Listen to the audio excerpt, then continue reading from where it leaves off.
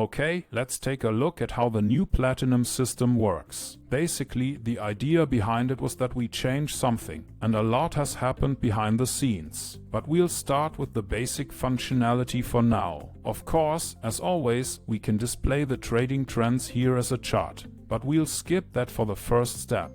There are a few basic things that I've been working on. I have chosen a test period from 2003 to 2023. The model I use here is a minute OHLC, which means that I display the trading data in a chart that shows the opening, high, low and closing prices of each minute. Now let's start the test. Oh yeah, I should probably turn off the visual mode. So we start the test here with these settings, and within a very short time we see an account performance. Until now it was a problem in the past when you selected OLHC data because there were very strong deviations in the trading trend to the on-tick data. That is why in the new Platinum system there is now another model that reacts only on the basis of new candles. It is also possible to switch this setting, but for the moment we will focus on the basic setting. As we can see, we are already doing quite well. Our test will take about 4 to 5 minutes and should then give us a final result.